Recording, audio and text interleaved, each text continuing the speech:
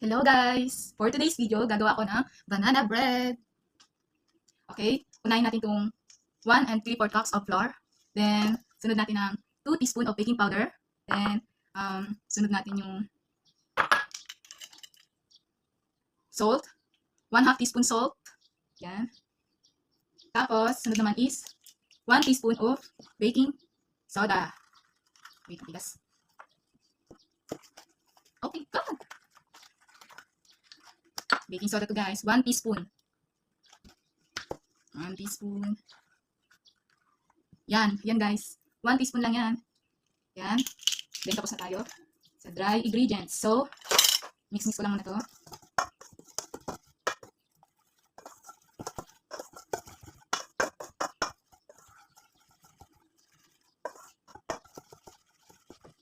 Yan. Haluin lang ng mabuti para mag-mix lahat ng mga dry ingredients.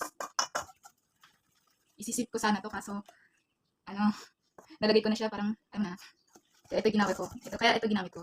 Ay! Sorry guys. Oh my god. Yan. Tapos na ako. Okay na to. So, sunod is yung saging. Imamash ko lang to ha. 3 lang dapat yan. Dinagdagan ko lang ng unti kasi medyo maliit.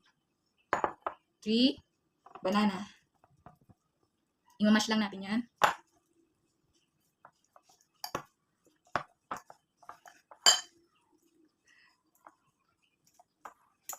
Tigas natin itong nabili kong saging.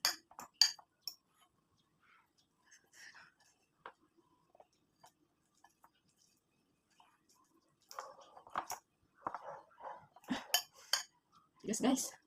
Kailangan tiyaga.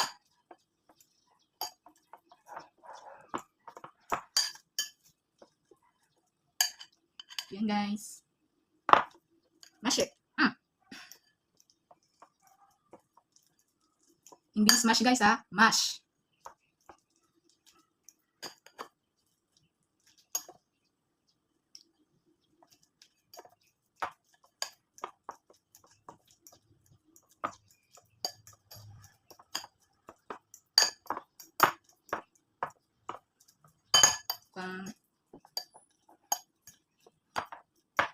Yan guys.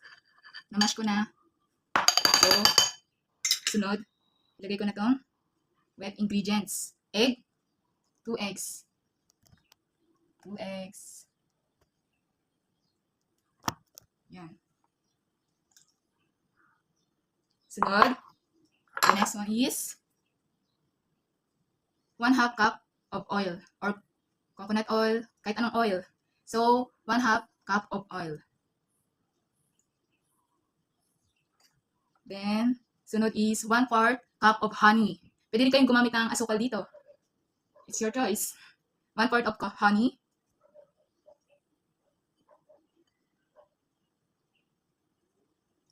Nag-melt na siya.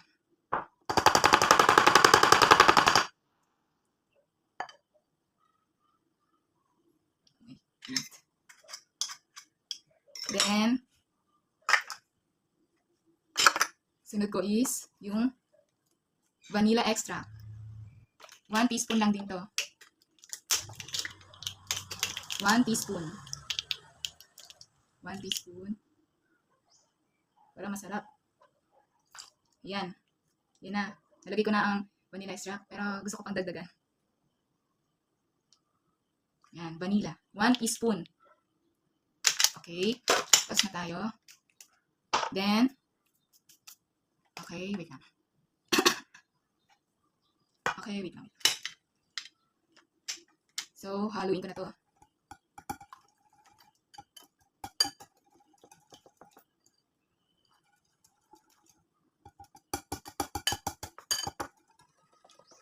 Yan, halo lang.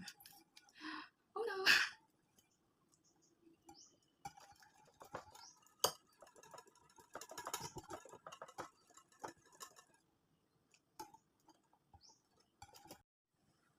Ito, tapos ko na siyang haluin, yung mga wet ingredients. Saka ko siya ilalagay dito sa hinalo kong dry ingredients. Yan. Then, haluin ko ulit siya. Halo-halo.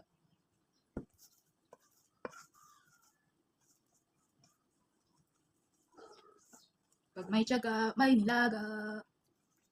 Madali lang to guys. First time ko lang ito pero parang madali naman.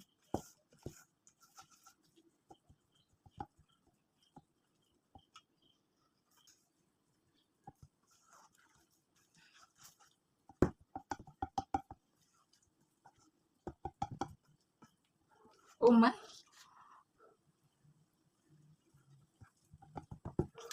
Ayun na po, ilalagay ko na po yung mga toppings niya na chocolate. Pero hindi yan yung chocolate chips. Choice ko yan. Ako may.